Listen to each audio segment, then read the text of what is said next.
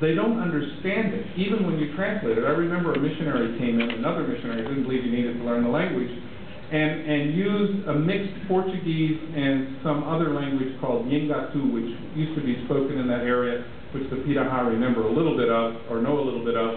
And he preached a sermon when I wasn't there, and I came back, and the Pirahã guy said, I used to want to go to town, but I don't want to go to town anymore. I wanted to see how Brazilians live, but I don't want to go there anymore. Why not?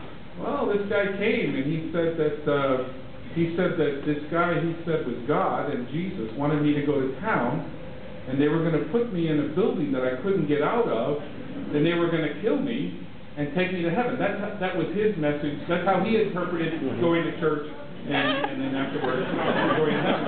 He didn't know what heaven was anyway. For the Pirahã, here's a very interesting view of the universe. I looked at the ground, and I got the word for ground, migi, and I got the word for the ground is wet, the phrase, migi, e point.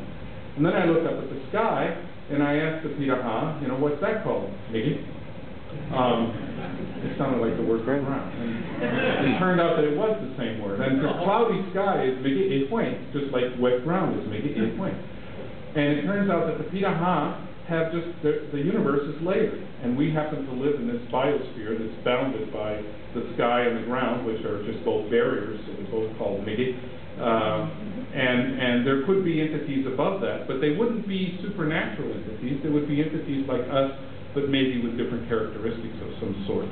And there could be entities below that. But the Pirahã don't worry much about that because they live where they're at now. In fact, I began to realize that not only do they not have creation myths, they do not have, they have the simplest kinship system known. They just have a word for generation above, no gender distinction.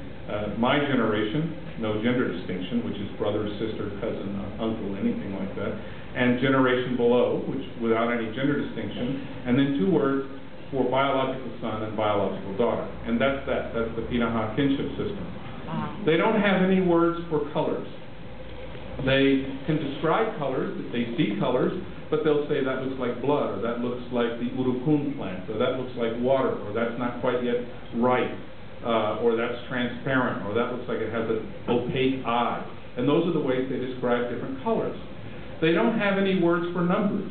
In fact, the article they published in the journal Cognition was chosen by Discover magazine last year as one of the top 100 science stories, simply because it's the first time a group has been documented that doesn't have any numbers, not even the number one.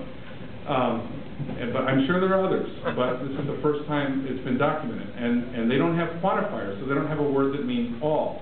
They have a word that means a lot of them.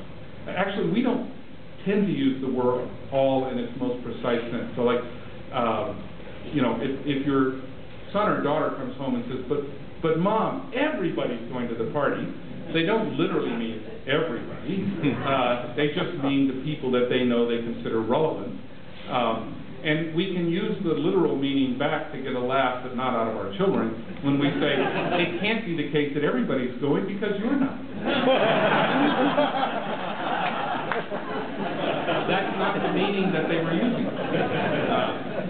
They don't have words like that. They have words that mean like a lot, that have more or less the function of all, but not that precise function of all like we do.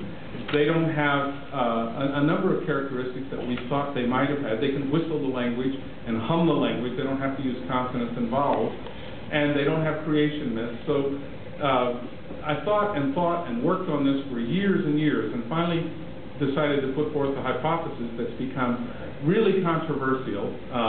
It's gotten me vilified by lots of people and other people on my side. Just depends on what you believe before you heard my hypothesis. And that is that one of the most important values in Pirahã culture is what I call immediacy of experience. If you look at their stories, they don't talk about things to come. They might talk about what they're going to do tomorrow based on the things they're doing today. They don't talk about the distant future. They don't talk about the distant past. All of their stories and all of their songs have to do with what they did today, what they saw today. They don't make a big distinction between dreaming and regular experience. They don't think that dreaming is just regular experience, but it's another experience, and they don't talk about them as being that differently. Why wouldn't they have color words or number words? Because these generalize and they range across things that go beyond immediacy of experience. They don't have creation myths because that's certainly something you haven't experienced, is the creation. Why would you talk about something if you can't experience it? So they, in fact, have suffixes that go on the end of their verb that tell you whether they saw it, or they overheard it, or they inferred it. And evidence is very important to them. They're sort of like the original show me state. So. or as one philosopher said, the ultimate empiricism. Well, I wasn't ready to give up on it. I wanted to get to the bottom of this, and I felt surely that if I worked hard enough, I would find the redemptive analogy still. So one morning, about 10 a.m., I was sitting there having coffee with a group of men in the village. They do love sweet coffee. They mainly like the sugar, and you can put as little coffee in it as you want. and we were sitting around having this brown sugar water, and one of the guys said, "Hey, Dan, I want to talk to you. You know, you've been here for a long time, and we know that you love this place. That's why you came here, because this is a beautiful place. We have lots of fish here, and you don't have that in the States." And he said, "But, you know, we've had people tell us about Jesus before. Somebody else told us about Jesus, and then another guy came and told us about Jesus, and now you're telling us about Jesus. And we really like you, but, see, we're not Americans, and we don't want to know about Jesus.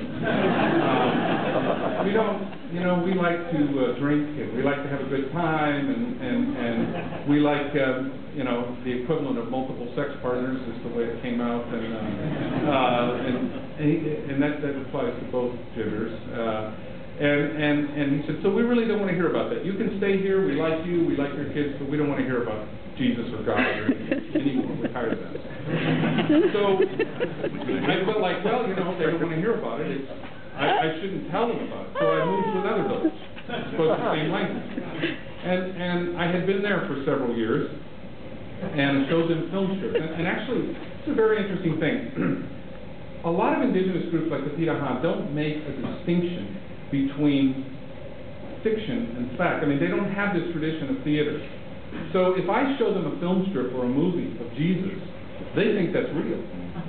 And so you could say that it's actually deceitful to show these things, because you're coming from another culture with all this money and all this access to power and all these airplanes and all these things you can do. The people want to please you. For all they know, you could call in a bombing raid and have them wiped out at some point. They don't know what you are really to deal with. In fact, just 3 years ago, Pirahã guy said, hey Dan, do Americans die? I said, yeah, we die. Why? Because you're really, really old and you're not dead yet. I said, I'm not that old. Yes, you are. You're really old. And, I didn't want him to do any empirical investigation of the possibility, but when you show them these things and you tell them what you believe, they believe you've got some reason for saying it. So they came around and a group of men at this other village said, Dan, so tell us a little bit more about Jesus. Is he brown like us, or is he white like you? And how tall is he? And what sorts of things does he know how to do? Does he like to hunt and fish and stuff, or what does he do? And I said, well, I don't know what color he is. I never saw him. You never saw him? Well, your dad saw him. Because you can give information that was told to you by somebody who was alive at the time. And I said, no, my dad never saw him. They said, well, who saw him? And I said, well, they're all dead. It was a long time ago. Why are you telling us about this? If you never saw him and you don't know anyone who ever saw him, and those are the two basic forms of evidence for the Pirahã, why would you tell us about him? We don't want to hear about this. So then I translated it, and I paid a Pirahã to repeat after me on the tape the Gospel of Mark. So I did translate the Gospel of Mark. And I had this Pirahã guy saying it, and it sounded pretty natural. We had a little music to it, hand crank, tape recorder, and I gave it to them. And I sat around with a group of men around the fire, and they're playing this, and they're understanding it. I know they're understanding it because they're asking questions, and they say, who's talking on this tape? Sounds like Pewattai. And I said, it is Pewattai. And they said, he doesn't believe this stuff.